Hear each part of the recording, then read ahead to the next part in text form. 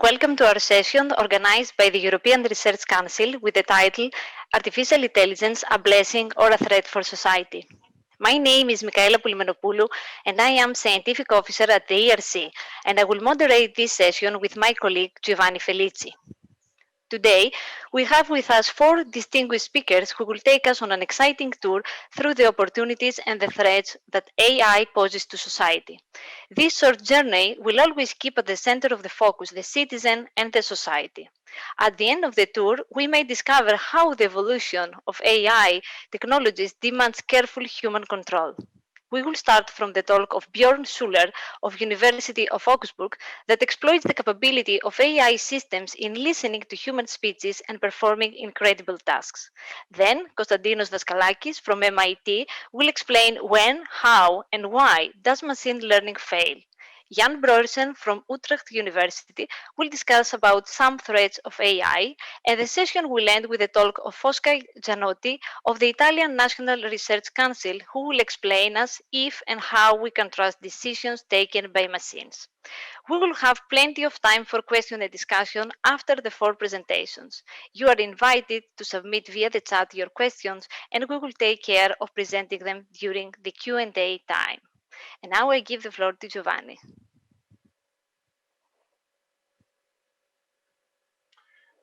Yes, it is my pleasure to introduce Björn Schuller, who's, among other things, full professor of artificial intelligence at the Imperial College of London and at the University of Augsburg in Germany.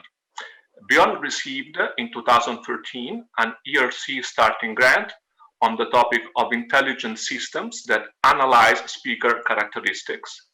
And his presentation today is going to be about how artificial intelligence can listen to us. Please, Björn, the floor is yours.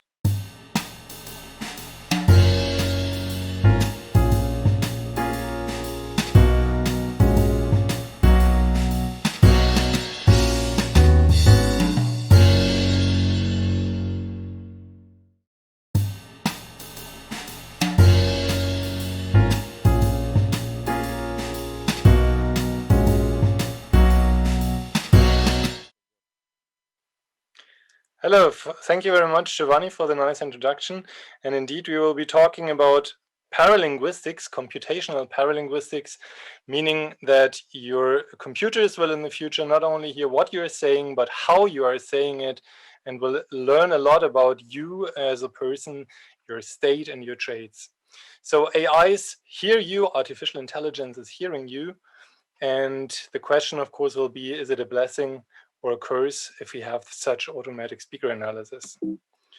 So the idea of I hear you as a grant was said to have intelligent systems have hear you as a person.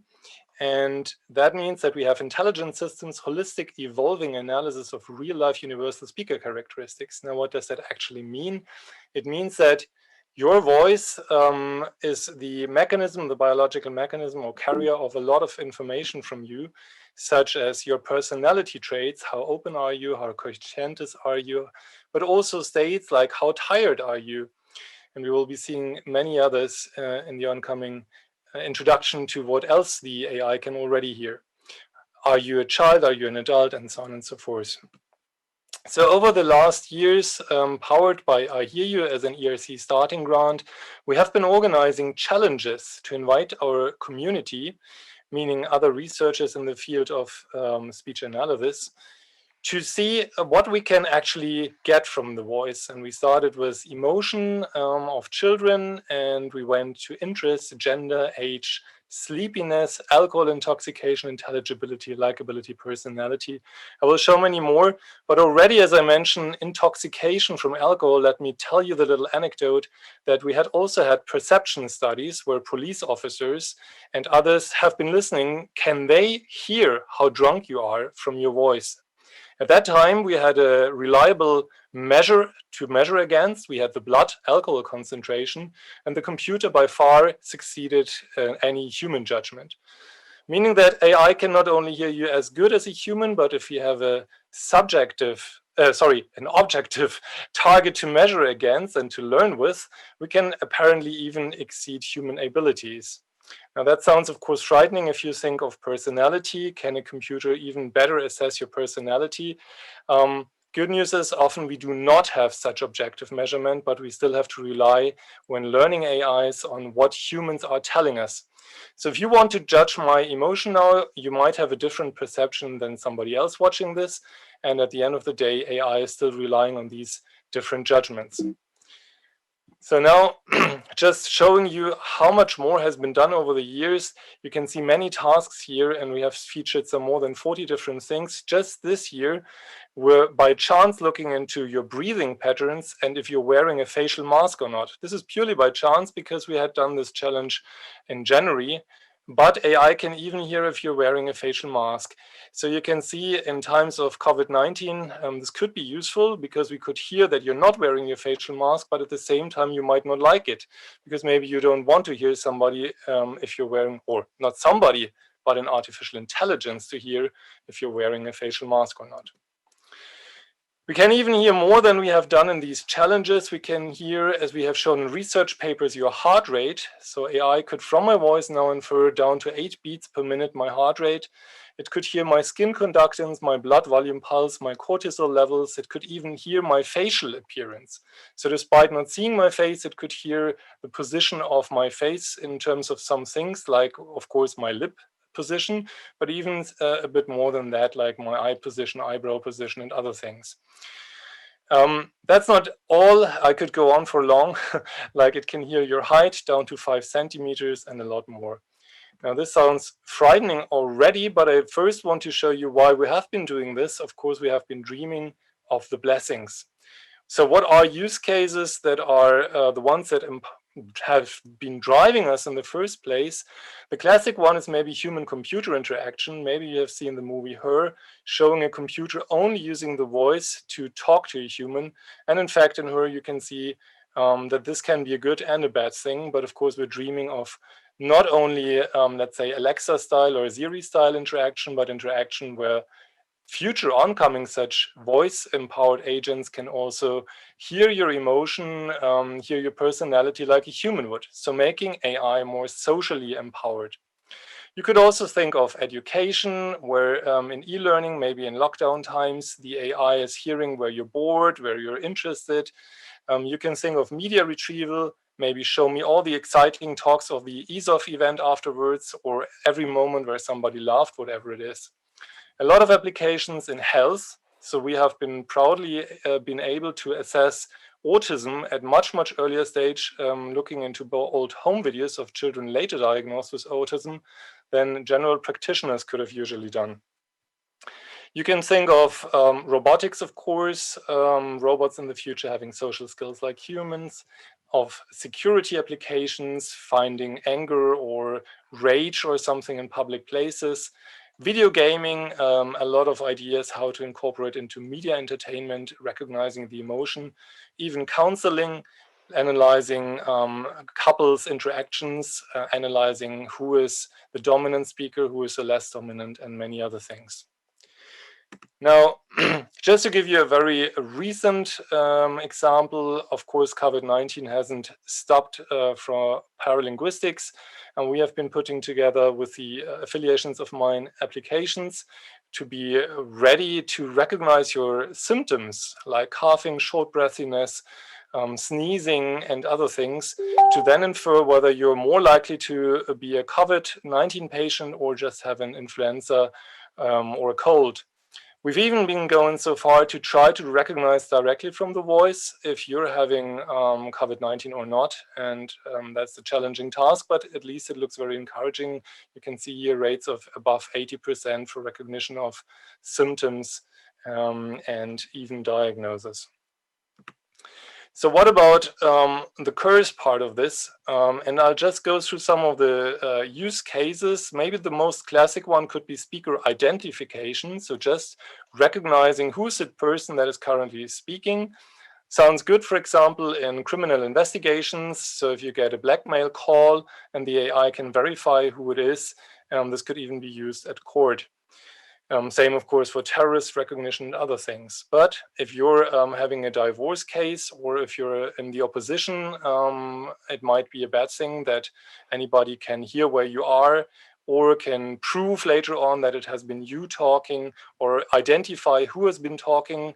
So maybe we sometimes, just like with video, don't want everybody to know exactly who we are just from our voice. Very spicy and delicate one, of course, is sexual orientation. You can imagine that there are some good things in looking into this, like research questions maybe, but there's a lot of bad things, obviously, like if the government wants to suppress sexual orientation of a specific kind. So usually we totally refrain from doing such use cases. But even at first appearing more less harmful use cases like voice conversion. So I get the voice of, let's say, Donald Trump, could be fun, this could be entertaining, or I can speak with the voice of a already passed away actor for a new movie. But of course, there's very bad cases too, like fake news. So I create speech like Donald Trump or somebody else would have said it. I could go on for much, much longer, like regional accent could be good for research, but you might be not getting a credit because your bank perceives that your accent is whatever, discriminable or discriminable in terms of you're not appearing like somebody who's worth a credit. People think of job assessment or assessments where you automatically analyze the voice. It could be good if you're fitting the profile, and obviously it could be bad if your personality scores do not fit the profile. Call centers are in fact behind the curtains already using such technology. The idea usually is if the customer gets angry, he gets a real human agent to talk to, but it could also monitor the agents themselves and monitor their performance, and if they're not performing well, get a agent fired. Yeah, I will stop here with that and look a little bit just quickly as a sneak preview, maybe also to the oncoming speakers, to ways out. So we're using deep neural networks. Deep learning is all over the media. And usually you have some speech signal here going into a neural network and then leading to some information like emotion, the arousal of the voice or of the speaker, or valence. But they're mostly said to be black boxes. And XAI is the first way out. It's explainable artificial intelligence, and we want to explain what is happening here. For example, in our case, comparing what the neural network has learned as a representation with what we know. So here we could be showing that it has learned to listen to your loudness of the voice and to your fundamental frequency, so to your intonation and to the intensity of the voice, which of course makes sense. We can also look into other things, more technical things, maybe sometimes, like the timing profiles it is using or what it pays attention to. Usually, deep learning and AI require a lot of data, so everybody should be sharing their data to improve AI. So that sounds good if you think of donation, like a blood donation, but data donation for health cases. In COVID-19 days, we very quickly needed to have a lot of samples to be able to identify symptoms and diagnose COVID-19. But we usually don't want to give away our full audio data. So with federated learning, this is a technical method to just give away changes in a neural network and not your audio, and that way protect your privacy, but yet contribute to everybody's model improving. Another way out could be to hide your paralinguistic information.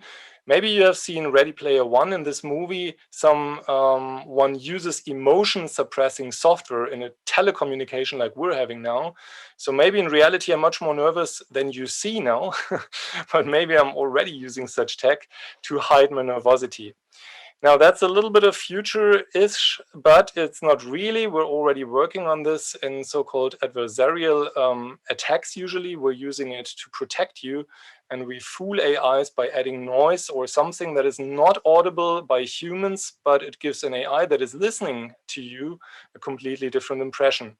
For example, hiding my emotion despite I'm being nervous. Now, what does that mean? We have technical means to actually not only look at the good things, but to also protect from the bad things. We're at maybe the beginning of that era, because we have so far mostly been looking at our dreams and how can we empower AI, but now it's more and more time. And thankfully, the community is really looking into this heavily at the moment. How can we really protect us from AI as well.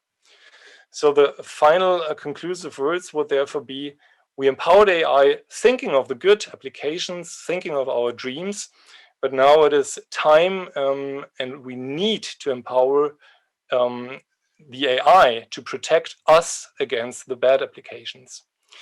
And oftentimes the good for the larger community is put over the individual rights. So I just want to close on John Stuart Mill's words.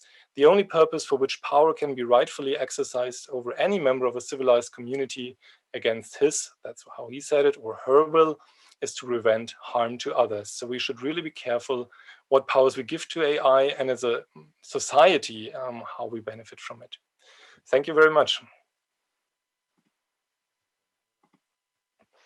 Thank you very much, Bjorn, for such an interesting presentation. And now I would like to introduce Konstantinos Daskalakis, who is a professor of computer science at the Electrical Engineering and Computer Science Department of Massachusetts Institute of Technology. His research work has given important contributions to computational theory and its interface with game theory, machine learning, and statistics. Today, he is going to present us a talk on the reasons for machine learning failures. Konstantinos.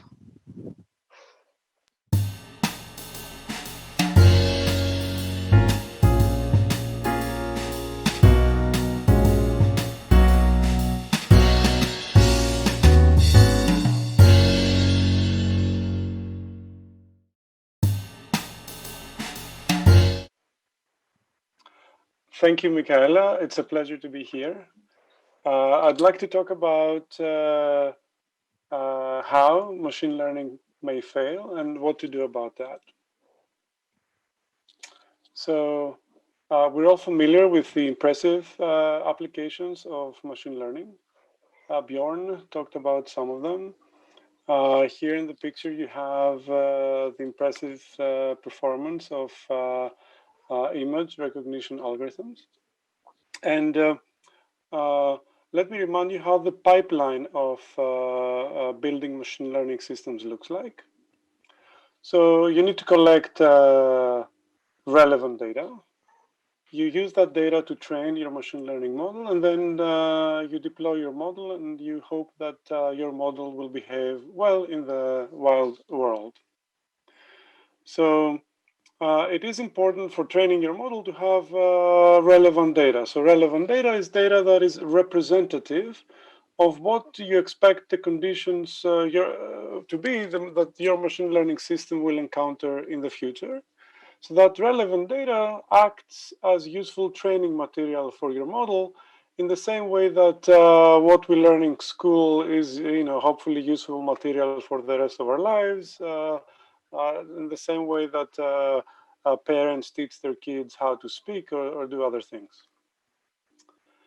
For example, for the impressive applications in image recognition software that you see here on the left, people have built data sets such as the ImageNet dataset that contains many images labeled with contents of those images.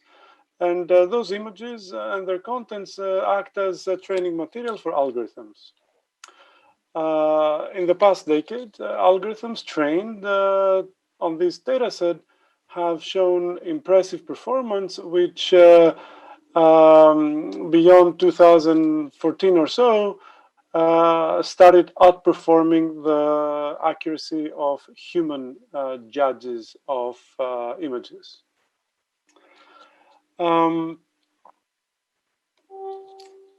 But what I'd like to ask in this talk is, what do these results really mean? And in particular, there is growing evidence that the impressive performance that we see machine learning algorithms to have in curated datasets, such as the ImageNet dataset, do not appear to be robust when you deploy your systems. And let me show a few ways that, for example, image recognition algorithms are not robust. The first one is shown in this picture, where researchers tried to create a dataset that is similar to the ImageNet dataset, which they called ObjectNet dataset.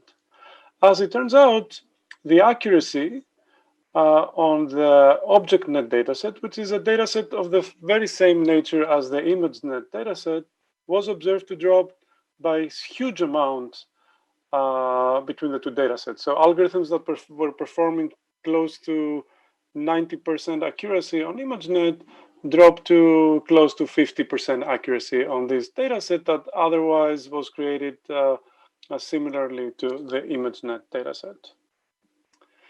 Even worse, and Bjorn talked about that a bit, it has been found that it's very easy to fool image recognition software and other types of machine learning systems. So I'm showing you a bunch of examples here.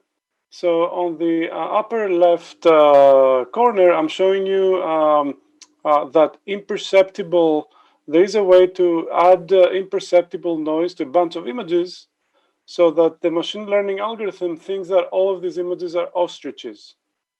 Okay, so if you show those images to a state-of-the-art image recognition software, it thinks that these are ostriches. And what has happened here is you took some clean image and you added some imperceptible noise, shown here, a tiny amount of that, to create images that for the human eye appear perfectly normal, but for the image recognition software appear to contain different things that they actually do. Similarly, here on this video, I'm showing you a real 3D printed turtle that state-of-the-art image recognition software at various angles recognizes as a rifle. Over here, you see a stop sign that is recognized as a sports ball. And over here, I'm giving you a pairs of images that are that are rotations of each other. And you see that rotations confuse the software to recognize this as a mousetrap and this as a orangutan. Finally, and maybe even more alarmingly, I'd like to refer to this ProPublica article, which sounded the alarm bell for the uses of machine learning algorithms in critical applications. As you might know, machine learning is used by law enforcement in the United States. And what this article points out is that the algorithms used to determine, for example, pre-detention of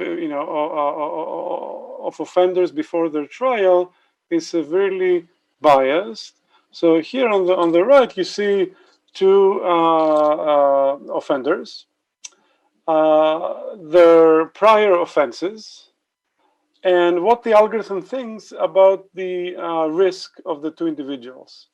So you see that the white offender with a lot more prior offenses is found to be low risk, and thus maybe thus the software maybe recommends that needs not be pre-detained. On the other hand, a young black adult with just small little offense is just as more risky than this guy. And what I want to ask is why does machine learning fail in all the applications that I've shown you? And what we can do about that. So recall the machine learning pipeline, which contained an important step, and that was the collection of relevant data that is representative of what your machine learning system will encounter in the future. So as it turns out, collecting relevant data is a really, really hard task.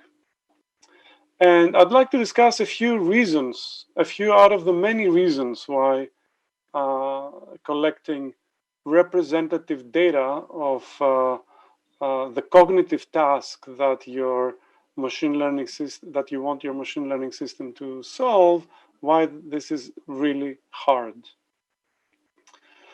The first type that I want to discuss has to do with data biases. And as it turns out, data sets are more likely to be biased than to be unbiased.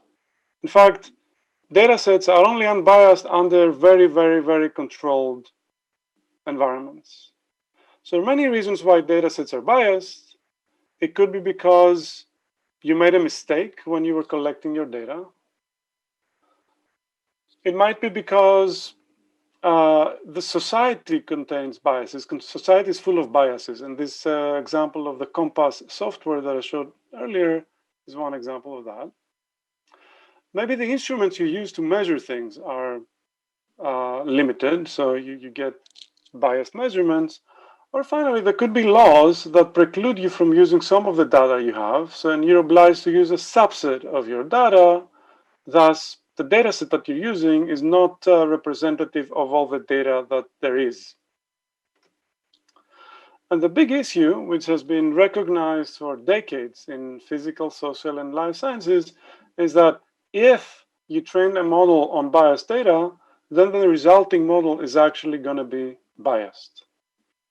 I'd like to give one example of that, maybe a couple of examples of that, and just to showcase how biased data results in biased models. And to illustrate how that happens, I'd like to talk about a discussion in the 50s, 60s, 70s in economics about whether IQ influences income for low-skill workers. And for our running definition of low-skill workers, let's just take for our discussion those specific definition, let's say those who get paid under a certain number of euros or dollars per hour. A reasonable approach to answer this question of whether IQ influences income is to go out and collect relevant data. And when it comes to low-skilled workers, relevant data presumably come from poor neighborhoods. So it is very reasonable to focus on a neighborhood, say a neighborhood where the average income is below a certain threshold, and collect data about individuals living in that neighborhood, which are pairs of X and Y, where X is a bunch of things about an individual, like their IQ, their occupational training, their educational level, etc., etc., and where the Y variable is how much they're making. After you collect that data, you can fit a model, for example, do some linear fit. And then once you fit your model, you can look at it and see whether IQ influences income, which is the output variable, or not. So this all sounds reasonable, except there is one little choice that I made here in collecting my dataset, and that was to focus on a poor neighborhood. As it turns out, that could be a killer. And it is, as was shown by later papers which debunked this prior work shown here, which had found that IQ does not influence income. Those people here, Hausman and Wise, showed that by doing better statistics, they proved that IQ actually does influence income. Now, what was wrong when your data is biased? If you were to collect all the data, would say X is the income of somebody and X is a bunch of things about somebody and Y is their income. If you were to collect all your data and fit it to your linear model, you would get a good understanding of the world. But when you threshold your data, when you focus on a poor neighborhood, what you're effectively doing is, out of all possible data that exists out there, you're only collecting data of those individuals whose total earnings are below a certain threshold. And when you focus on that subset of the data, then maybe different models appear a better fit of the world. And those other models may be biased to explain the phenomenon you're interested in. So it could be that in the real world, IQ influences a lot the income of somebody. Say X is the IQ variable, Y is the income of somebody. Maybe in the real world, if you were to collect all the data and fit your model, IQ would influence the income a lot. But because you thresholded the income by going to a poor neighborhood, you fit this red line, which shows the opposite effect. That's just one little example of how biases influence the models that you fit on your bias data if you do that naively. And that's something that you should take care of when you train your models. Otherwise, you will get the wrong conclusions. So in my group at MIT, as I said, that's a problem that was well known to social sciences and physical sciences, but it hasn't really yet seeped into machine learning. And what we're doing in my group at MIT is we're resolving open problems in statistics and econometrics pertaining to those issues and creating practical frameworks that can be used in machine learning to remove those types of data set biases. Another example of bias in data, another example of issues with data sets that I'd like to talk about are dependencies.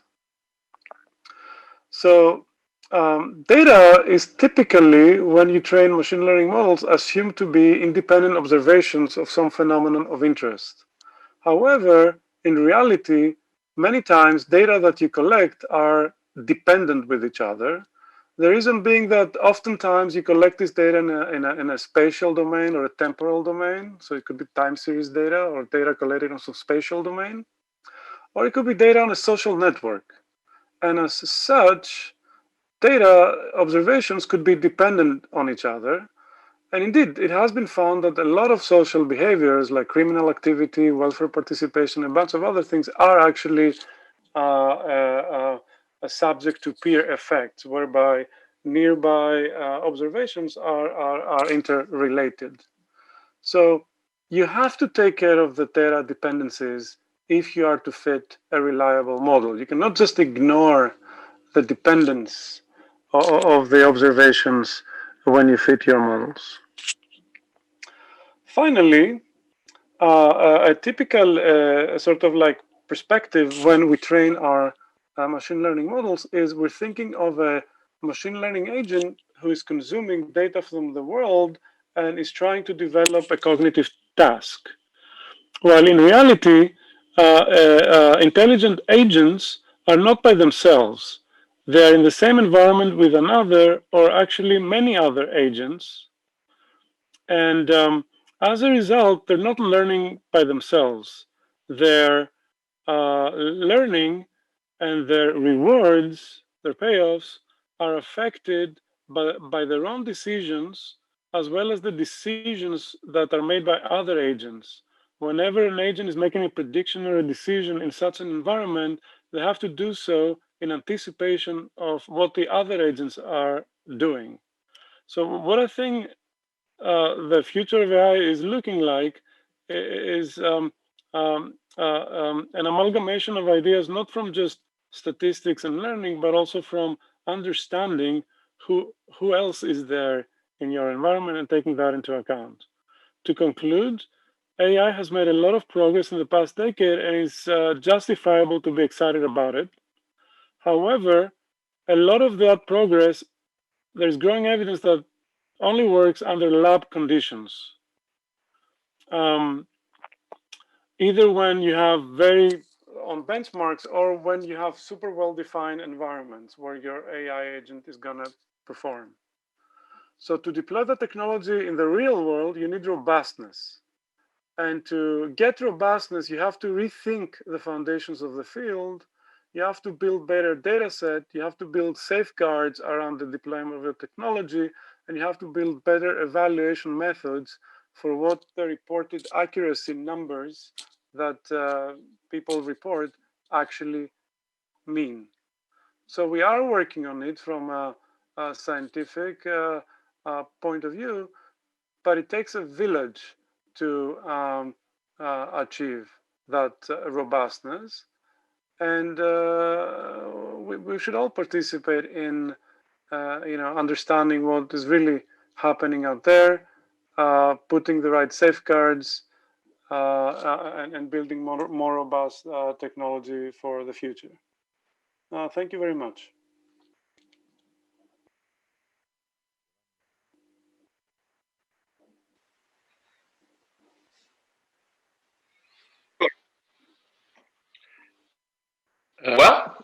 We can now pass to the next speaker, who's just Jan Broersen, Professor of Logical Methods in Artificial Intelligence at the Department of Philosophy and Religious Studies at Utrecht University.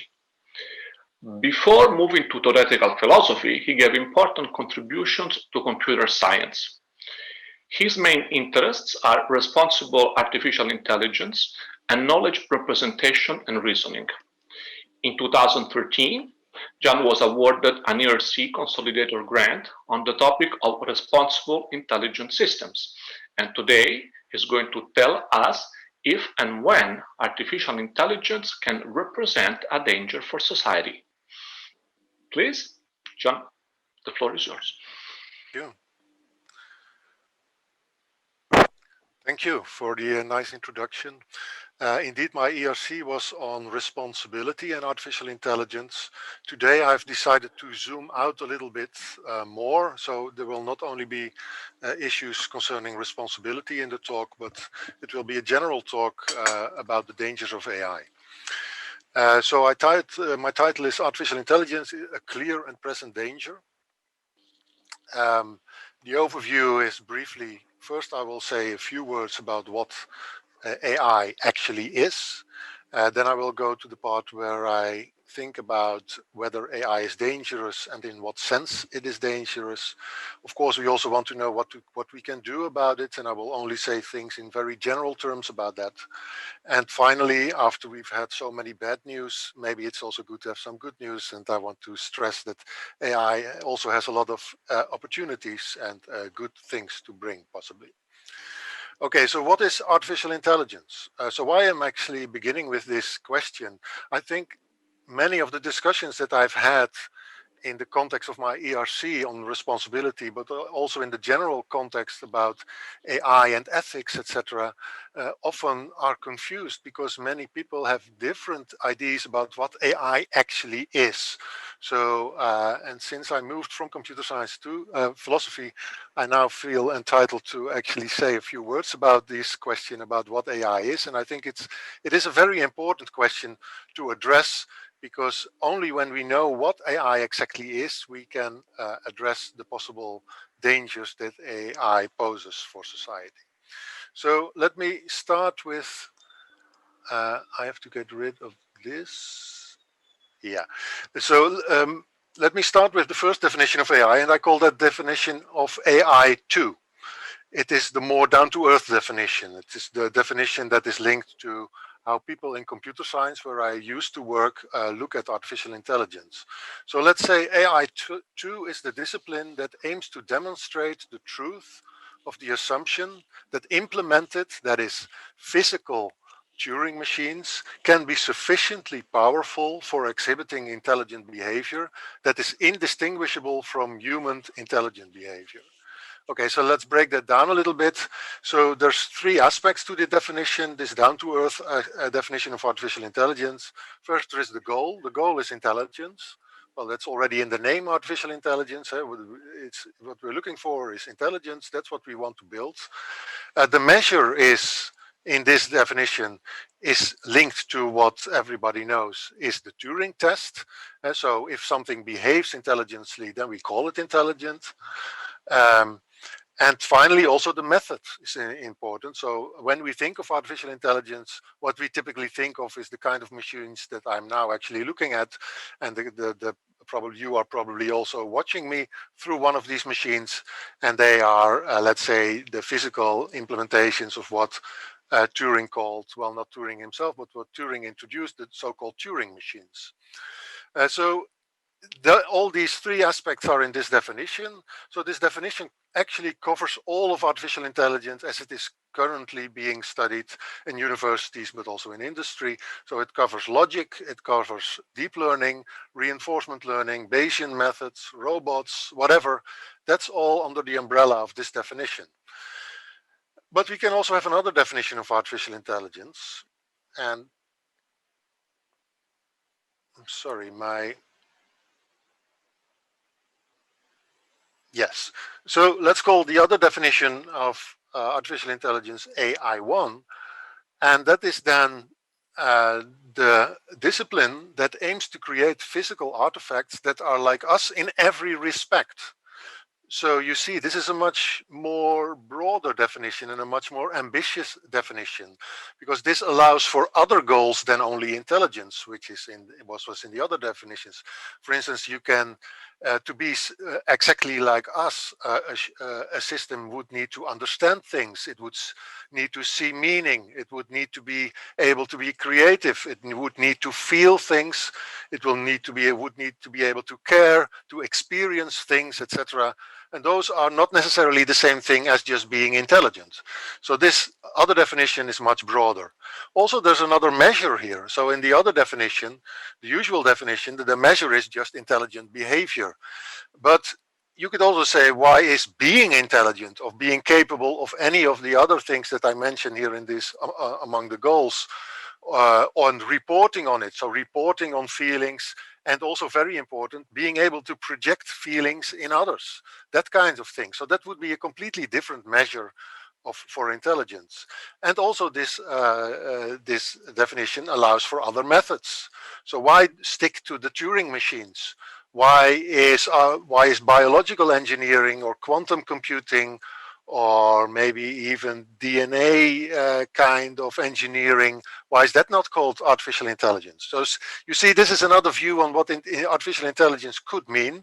And what I think is that in the discussions, it is good to distinguish between those.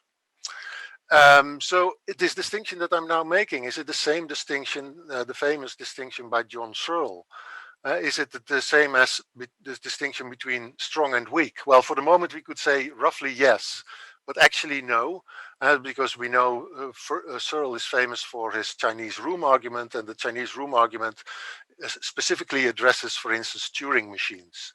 No, this distinction is not exactly the same distinction, but roughly we could say yes. Of course, and a question that comes to mind immediately, will AI1, the high-level definition that I spoke of, the more ambitious version of AI, will that ever succeed? Well, we don't know. That depends on how we look what the relation is between those two forms of AI. And another question is, what kind of AI are we currently actually conducting? And also that question is not very simple. So let's go on. So where I came from, I think in computer science that first definition that I called AI2 is typical for a computer scientist doing artificial intelligence. So in computer science, you have subsymbolic AI, we have symbolic AI. That's actually the kind of AI that I was involved in, the logic-based AI. I thought about BDI theory, multi-agent systems, logic programming, etc. And then you could say there's also probabilistic AI, the Bayesian methods, etc. But that all was covered under this definition of AI2. So that just answers one of these questions that I had on the slide. What I think we are currently doing is AI2. And in the discussions that we have about ethics and AI and responsibility in AI, actually people mistake AI2 and AI1. So that will be one of my main points. But now let's first go to the question, is AI dangerous and in what sense? Well, you must have heard about all the doomsday philosophers like Nick Bostrom and others warning about AI maybe one day taking over. And I would call these kind of dangers. I do not want to belittle them, but I do not agree with them. That's for sure. So I would, let's say, all these kind of dangers, let's call them existential dangers. So I would say existential dangers only pertain to AI1 and not to AI2. So let's go through them. AI will be immoral. So AI will have bad intentions. It will not see us as the kind of beings that are being that you can hurt by doing wrong things to them or something like that. And so maybe they will not see us as moral patients.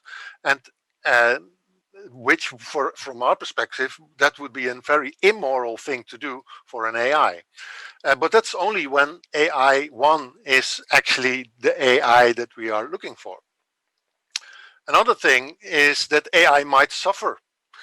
We could maybe, if AI 1 is the kind of AI that we're actually pursuing, then we might at someday actually create something that has a personality, or that should be regarded as a person. And then we run the risk actually to do it harm. So that's all things related to AI 1. Bostrom emphasizes that also this, if AI 1 is the kind of AI that we're pursuing, then this AI may one day make us redundant. Maybe it will become much better in everything than we are, and it will not see us as moral patients, and it will just get rid of us, etc. So the real risk, I would say, is that AI 1 is actually the same as AI 2. Those are existential dangers. But let's now go to the more down-to-earth dangers, the clear and present dangers. So, and those dangers already pertain to AI 2, the AI that is now being pursued in art, in computer science, etc. So I think one danger is that we overestimate what AI actually is, so that we actually think that AI 1 and AI 2 are exactly the same thing. I don't think that is the case. And I think there is a danger in thinking that it is the case that AI 1 is AI 2, or whether that a strong AI is actually weak AI. Another thing is that you can also underestimate the powers of AI 2. That's the other, let's say, the other part of the coin. So there's real danger in there. A second danger there is that AI will be simply misused. So AI definitely can empower people. For that, we don't have to go to AI 1. We can stay just with AI 2. AI will be misused, and we see a lot of that around us, actually. People misusing Facebook for their own political advantage, etc. So that is really misuse of AI. And also in Björn's talk, we had examples of that, very nice examples, actually. The third risk already with AI 2 is that AI will be completely amoral. So it will not be moral. So that is not the same risk as with AI 1, because AI 1 could be immoral. So it could have morality of the wrong kind. But AI 2 is the kind of AI that is being pursued by computer scientists, and that kind of AI, according to me, cannot have emotions, which you would then have to conclude makes them in the kind of things that among humans we would call psychopaths. They can't feel anything, so they only can reason about goals, but they cannot experience what it is to do something bad and feel bad about it, that kind of thing. So the AIs that we will create, they will be amoral, and that's a real danger. And fourth, the AI, already AI 2, will be unpredictable. They will be very complicated systems, and it will be hard to predict what goals they are going to pursue. Also, and that we already heard quite a lot about in the previous presentations, AI might be biased. And finally, AI goals may not be aligned with our goals. And that's already all true for AI too. I have to look at the time a little bit, right?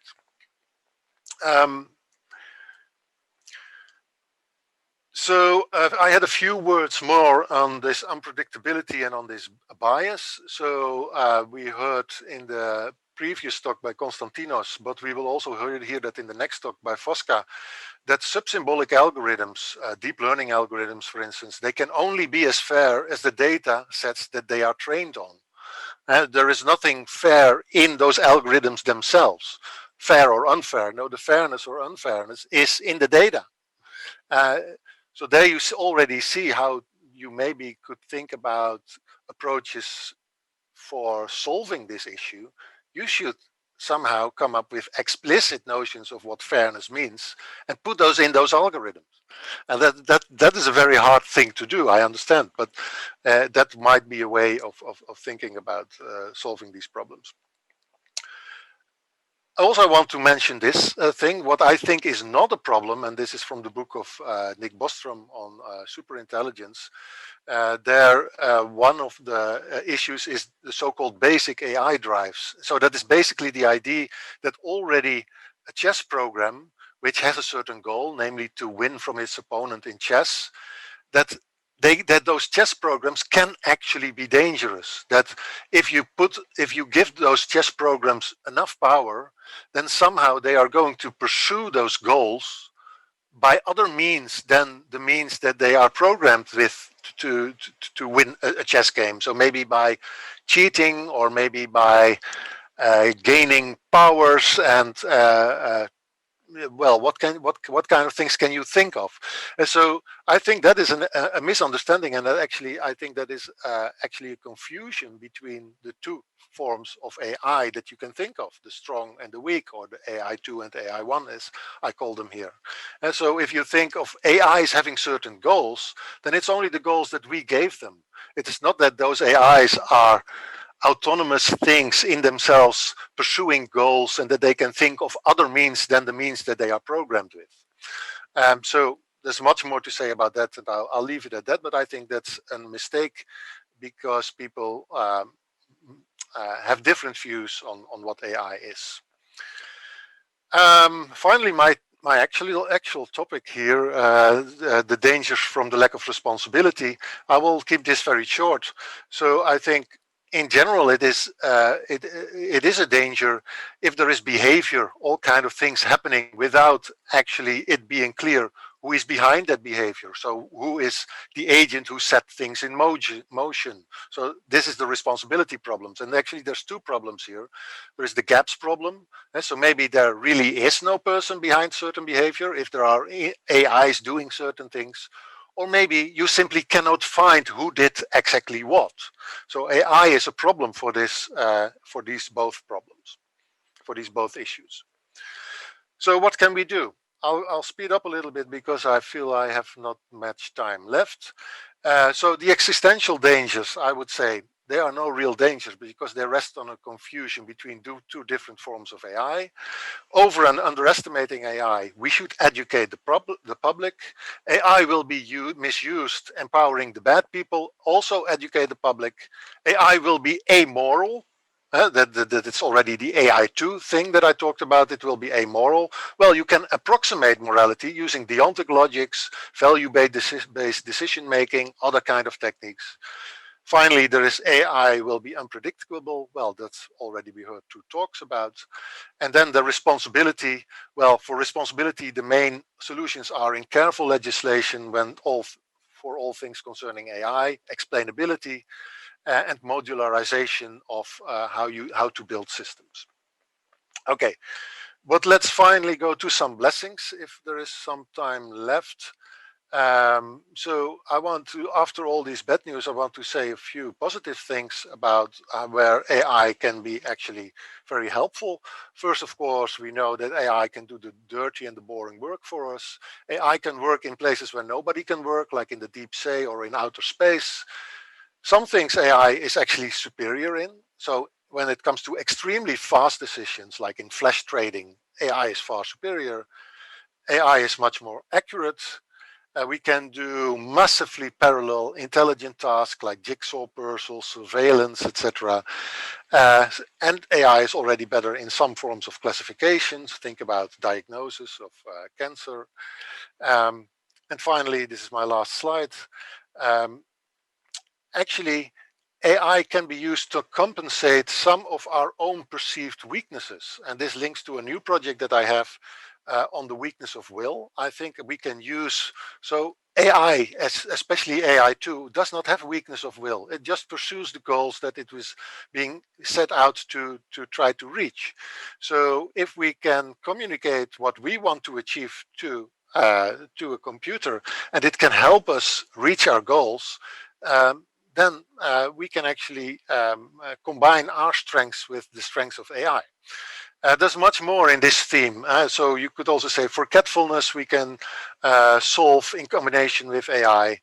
Uh, Belief in conspiracy theories, so incorrect reasoning and unjustified beliefs, we can maybe call AI to help us out there and no longer make these unjustified beliefs or no longer make this incorrect reasoning.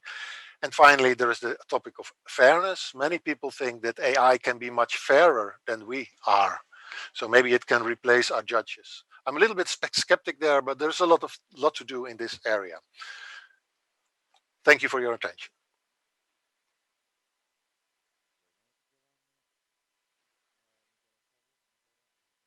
Yes. Thank you very much for this very interesting presentation.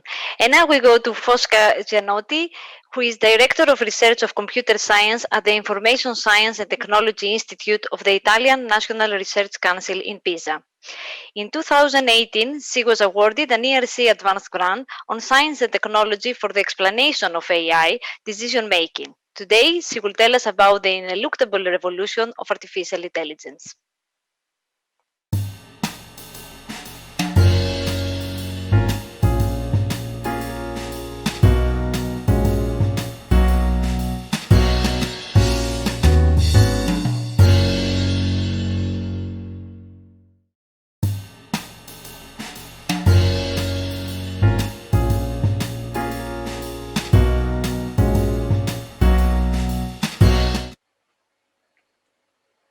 Thanks, Michaela, for the introduction, and thanks for the invitation to this interesting session. A blessing or a treat for society. What is AI? So my vision is that we are within an ineluctable revolution of AI, and we have to govern it in a direction which is beneficial to humans. And just starting again from the machine for the Alan Turing vision that more than 70 years ago. So it was. So what is AI? He refused to explain what is AI, and he said, okay, it's too complex. There are a lot of different topics that we should explain, answering to the question, can machine think? So he said, I mean, a machine is intelligent if the task that machine perform, it's completely undistinguishable by a human, if it was by the machine or by humans. So this vision was completely disattended for more than 50 years, I would say. But recently, things are changing. So the question is that, are we almost there? So if you look to some translators, I don't know if you are familiar using DeepL or some of the language translation tools, sometimes they're impressed. If you give them a piece of poems, so the result in a variety of different language, if you're familiar with that language, I mean, you can say, I mean, it's not anymore a way to smile like was Google Translator 10 years ago, but it's something which has a nice flavor. And same for picture, for vision. So some of the things which have already been presented by the previous speakers. So you give to some of these search methods, you give a picture and they can recognize if what is the scene behind these pictures and again, it's very impressive. All things to the navigators, but of course, this it's mostly due of course, by the machine learning technology, which has done improvements, recent improvements, but it's particularly due to the data which are available at impressive quantities, and the data which are produced by humans and curated by humans. So this I found this fantastic. This improvement of and pervasiveness of in all our aspects of lives. But so there are threats. Some of them have been have been presented so far. So the question to me is that, so when we do a decision making supported by an autonomous system, by an intelligent system, particularly in high-stake scenarios where the human and the machine have to interact for achieve a final decision for which the human at the end is responsible.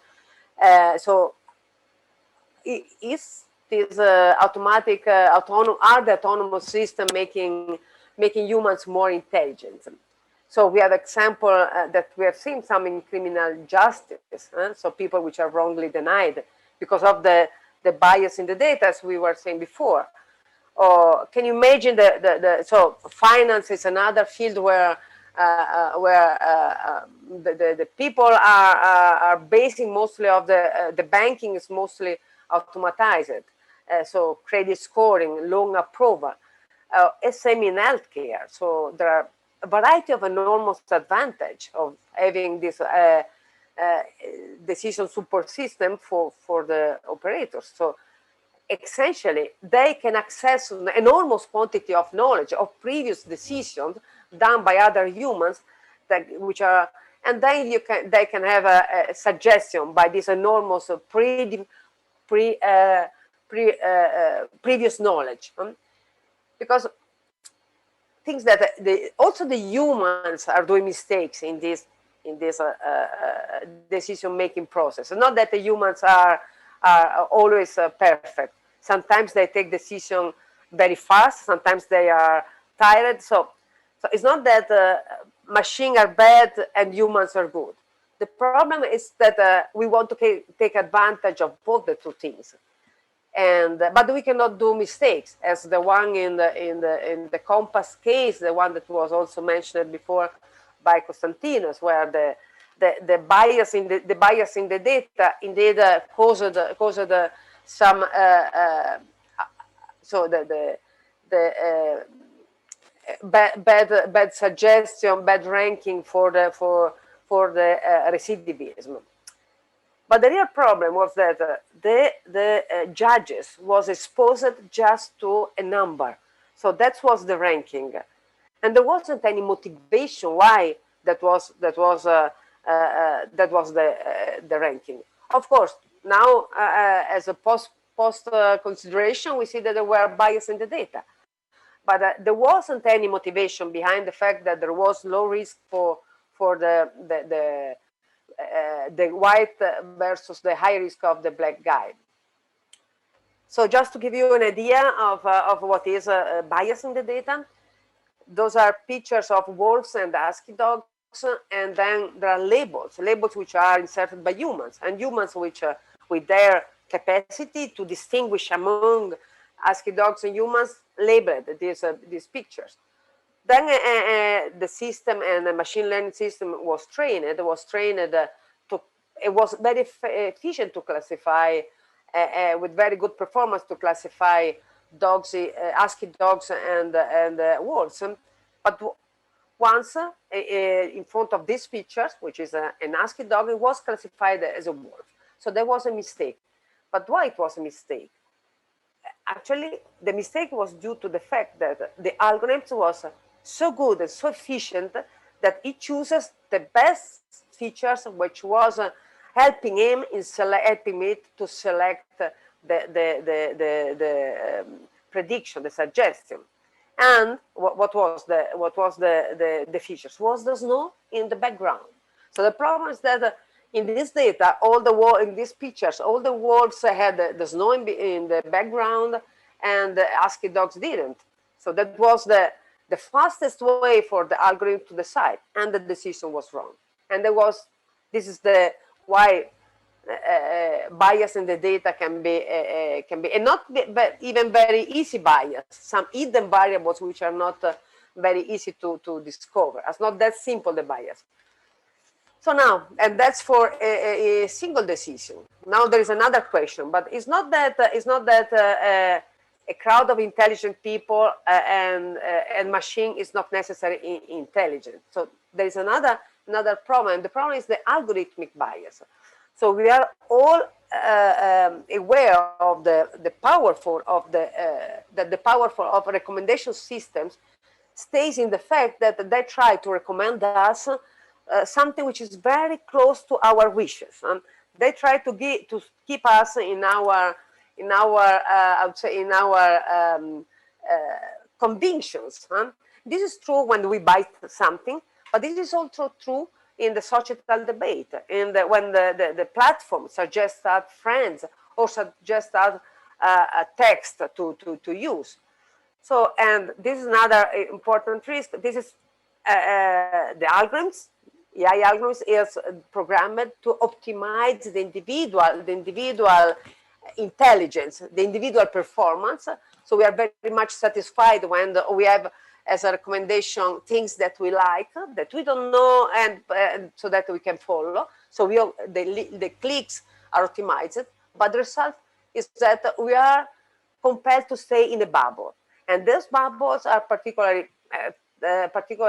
this is amplify the polarization of opinion, for example, the disaggregation. So we strongly believe that an important tool for preserving and expanding human autonomy, so is to know, to be able to understand how the algorithms are working. So to have the intelligibility of what are the suggestions, or which are the motivation, why a prediction is done. And this is a very difficult task. Of course, we would like to have, for example, a sort of human-machine conversation where the judges, as we were saying before, the judges is proposed a suggestion, a recommendation, but then the judges can start to ask questions and also have some doubts, or provide, and the system provide examples. So it's a conversation where the motivations in a sort of narrative, interactive narrative, the motivation which is behind the decision as being transformed in some transparent decision, not just a ranking, not just a number.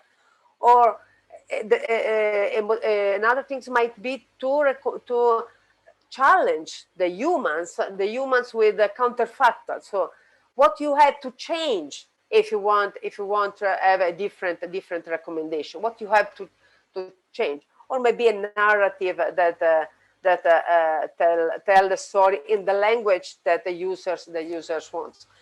So the very difficult part of this explanation part is that to be able to activate the appropriate cognitive mechanism in the user that the machine has in front.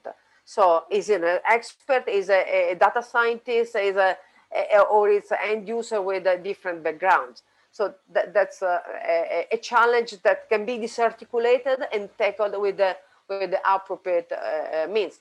Of course, and we have to put also the fairness algorithm. Fairness within the algorithms is another good idea, of course.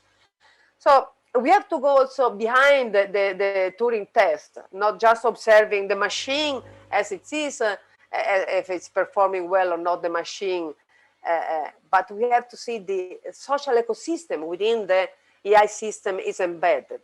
So when we do a decision and we have proposed with the decision by a system, the system is changing, we are changing.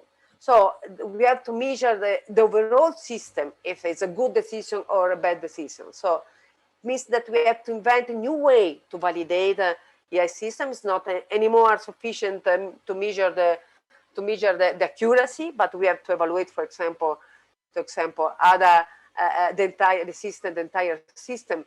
We probably have to do trials as in medicine they do. They don't put a vaccine in force in 2 weeks, but they had to do a lot of trials before putting it with humans, before putting a system at work. So we are so that's another important issue. So change completely the way to validate the system. I'm a positive person. I think that the reflection that we are doing now on the artificial intelligence, with the risk, but also we don't want to reduce the advantage. But it's true that we have to take care of the potential risk, and we have to put all our effort for considering and embracing artificial intelligence and driving it in a direction which is beneficial to humans. Let me say final things that Europe, in this sense, is very extremely attentive. In the last 5 years, has been a put of effort in trying to ask and to activate all the scientific community to go in the direction of trust for AI, to ask themselves, the scientific community, the machine learning, the AI community, the last 2-3 years has done a lot of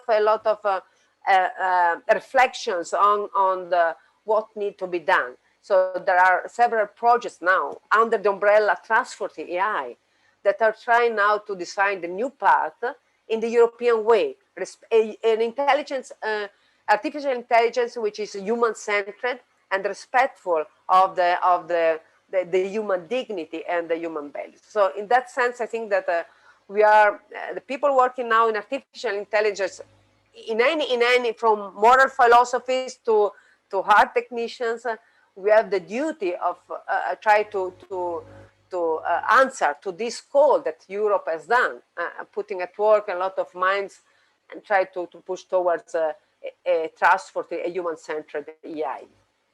So thanks. I don't know if I took too much time, but sorry for letting me go home. Thanks. Thank you very much, Fosca.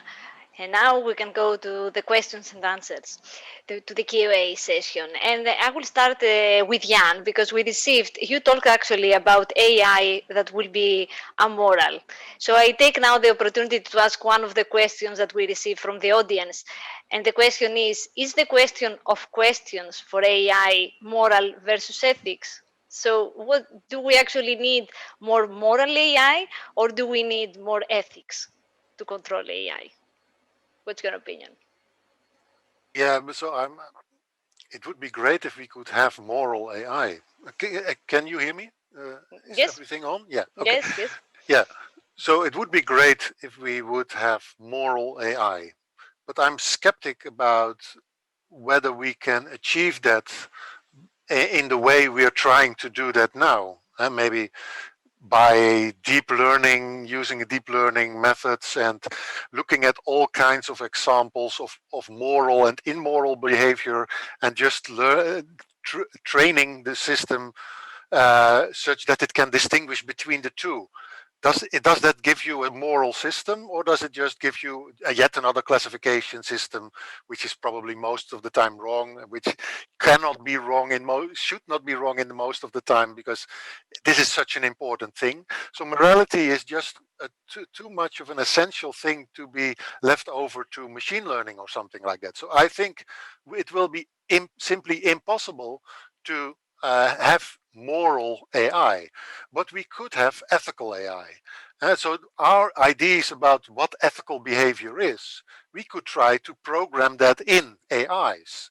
And then we will not have moral AIs, but we will have ethical AI in the sense that it has some knowledge represented about what ethics is, and it can deal with environments where it needs to apply those ethical decision-making skills and just do it without actually being moral, but it can behave ethical to a certain extent.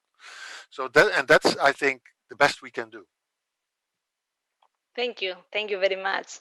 And now I would like to ask Fosca, do you think that the explainable AI will push the developments in AI, or it's going to slow down the developments? I think it will push. Probably will reduce something that we can do, but in terms of ethics AI, I don't think that having a powerful AI means that we can do everything that can be done. There are things that are not, I would say, ethics, not moral, because I'm not entailed to distinguish. So if things are dangerous for humans, that cannot be done. So, and if explanation, it's something that adds another tool for making it trustable. So if we know what, but you know, I think it's also from the legal point of view, explainable AI allow people to defend themselves. For example, if I know why a loan has not been given to me, which are the reasons, I can, for example, counter propose something. If I know not just that I am a number, so my ranking is 15, but there are explicit reasons for that. So it helps me to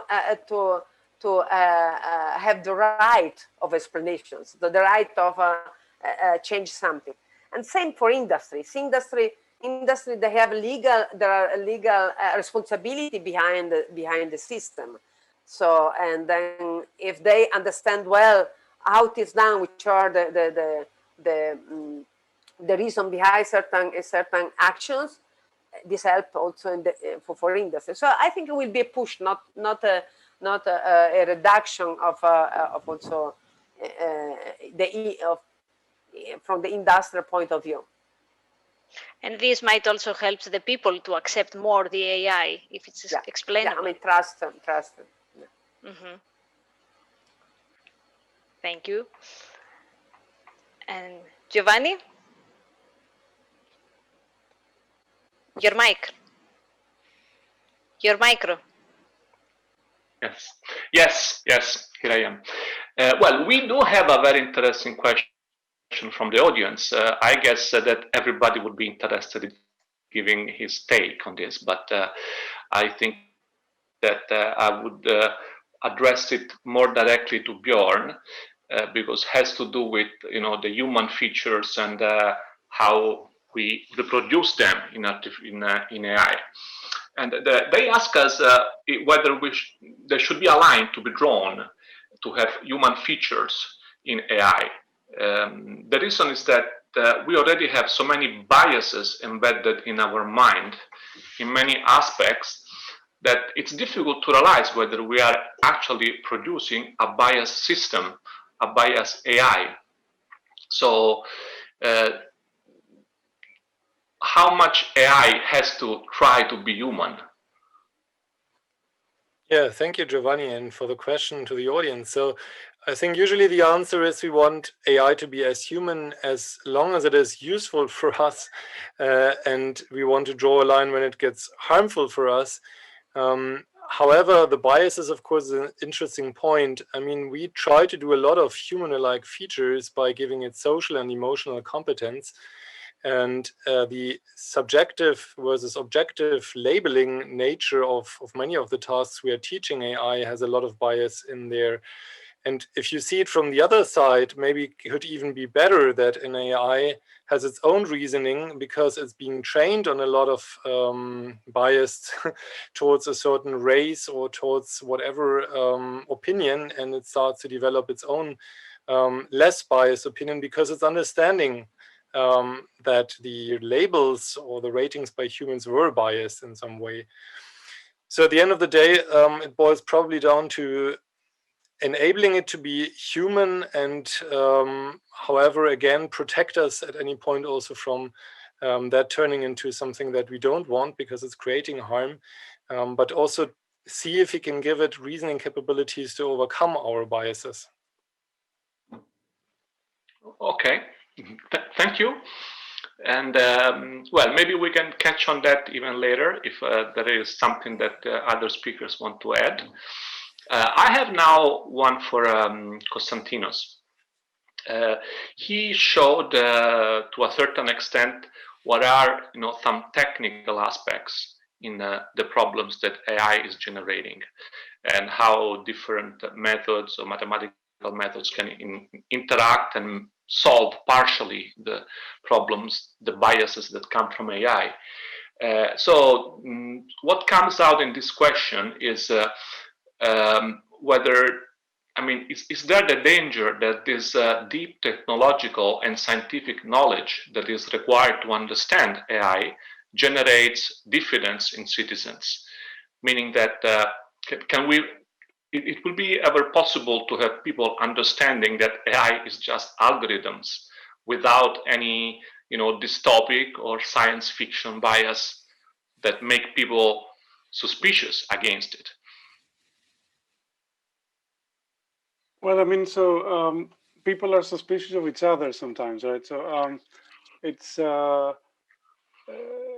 is difficult to create an intelligent technology without suspicion around who created it and how and what decisions it will make in all possible circumstances. So it is in the best interest of humanity if the intelligence systems that we build are associated with, let's say, some proofs. In the same way that an airplane is considered reliable because it passes some specification control, similarly, we would like to know what data set was used to train your AI system. What features is it using for making a prediction, like in the way that Fosca talked about earlier? What assumptions were made in the design of the algorithm and so on and so forth. So we should be better at explaining how we arrived at an intelligent system. And there should be standards associated with that procedure. And then maybe, maybe we would trust it more, like in the same way that we trust other technologies. Of course, it by definition it is a bit more complex because we are talking about an intelligent system after all. Okay, very clear. Thank you. Michaela, do you have something else? Yes, we just received a question from the audience, and it's about responsibility. And the question actually is, how will it be possible to assign responsibility for errors, for instance, in the case of autonomous vehicles? Who is responsible, the engineer, the design, or the bias of the sensor? I guess that's a question addressed to me. Yes. Yeah. So it's actually a very simple question because so the question is, how are we going to assign responsibilities in case a self-driving car kills somebody or something like that? So yeah, so of course I don't know exactly how, but the first answer could be, who should be concerned about this question? And then I would think the legislators or politics, they should be concerned about how to sketch the legal framework where where liability is simply covered. So if an accident is, so make somebody responsible, make the owner of the car, or make the manufacturer of the car, or make the designer of the AI, make him responsible, so he will then adapt and will do his best to bear that responsibility. So one answer is just, well, we leave that to the people who make the laws. So it would be dangerous, I think, not to have laws there. But you could also interpret that question. So who is responsible? You could also interpret it more philosophically. So is there, I mean, the law is just how we together decide who is liable if something goes wrong. But there's also another question, who is actually to blame? And that's another question. And it's not necessarily the same answer. And sometimes the law assigns people saying, okay, for instance, well, there's all kinds of examples about that these are not the same thing. The liability according to laws, or who is actually to blame, or who can be said to have the moral culpability or something that is behind this thing that went wrong. And that's a very difficult question also for self-driving cars. And that's what I said. So it's obviously that question is being obscured by the complexity of the car. As a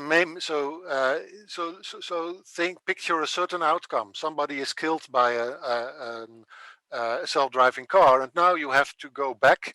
You have to trace back all the causal traces into the past and look who was somehow maybe causally responsible for that bad outcome. What you will then find in between is the AI system, and then before that AI system, the designers, the buyers, maybe even us thinking about AI, the people thinking about what are good systems and what are best systems. And that is just hugely complicated by AI. So the moral question is just very hard to answer. And I think the answer should come from legislation, thinking about the laws to solve these questions. I think that's the most important thing. And the other question is, yeah, just very hard. Yeah.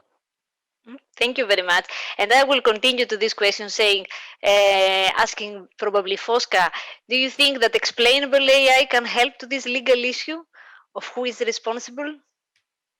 I mean, definitely, yes, of course, yes. But transforming. I agree with the Young. Transforming in legal issues not that simple. So will be. I mean, it is a explainability. It's a basic component, but the process is much more complex because it involves a lot of different disciplines. So it's not an easy task. So, but it is the way to go. So it's not that we have to renew because it's too difficult. So we have to put effort there because it's the right way to go. So. Okay, and then we have another question, and I think it's for everybody. In the business environment, AI is seen as possibly replacing humans instead of putting AI next to the humans to support them in making faster and to have more accurate decisions. What do you think about this? What should be the role of AI in the business? To help people, to replace people? For some difficult tasks or fast tasks. Yeah. Yes. I would take a let's go with this. I think the answer goes beyond business, and I think there is a lot of good in putting AI side by side to humans. We're looking at this in the health domain, for example, where we want to have AI consult a medical doctor. But there's simply also places where any human involvement would cut down on the advantages. We have been hearing about non-biased opinions. So if you think of court, if as soon as you enter a human into the equation, you would have a bias again. And here, of course, in business, the question alludes to speed. If you're thinking of stock market, of course, it makes a lot of sense to leave the human out of the equation to be faster. However, we're not at the point where we have enough human intuition built into our models once it comes to more complex situations, like with the COVID-19 situation or after the 9/11 attacks, where an AI simply wouldn't have the training database from the past. And probably in such a case, it's a good idea to still have it collaborate with a human. But the human then would have to give it the freedom to exploit its speed and fastness and not try to intervene at any time. I also think to the AI as a sort of an exoskeleton that help in amplifying the knowledge and the humans. And so, but we need to design things which are capable of having strong interactions with humans, such that not replacing the humans, but amplifying their potentialities. Konstantinos? Yeah, I was going to say something similar, that the dichotomy between AI and humans is not a clear dichotomy. So in the same way that our computer is helping our productivity, other technologies are going to, like in the same way that Fosca was just saying, are going to increase our productivity. So if something can replace us and is better and more accurate, then sure, let's go for it. But the dichotomy is not. I don't think it's a good lens to look at the problem. So we're going to collaborate. The technology should be could be complementary, or it could be substitution of what we do. Mm-hmm. Jan, would you like to add something? Very brief. I see the clock ticking down. Yeah. So I think in the military it would be not a good idea to replace soldiers by AI. So there should be a human in the loop. not on the loop or not before or after the loop. No, the human should always be in the loop, making the decisions and being the one responsible for, well, the obviously sometimes bad outcomes that we have in the military. Okay, I think we are running out of time. So thank you very much. Thank you, all of you, for your contribution to this session. And goodbye. Giovanni? Thanks. Just renovate my thanks. It was beautiful to have you in this session. Also, the fact that you will contribute to the ERCEA grants and you know are a clear sign of very interesting research that is done in this very important field. So thank you really a lot, and goodbye to all the audience. Thanks. Thank you. Thank you to the moderators and everybody. Bye-bye. Bye-bye. Bye. Thank Bye. you.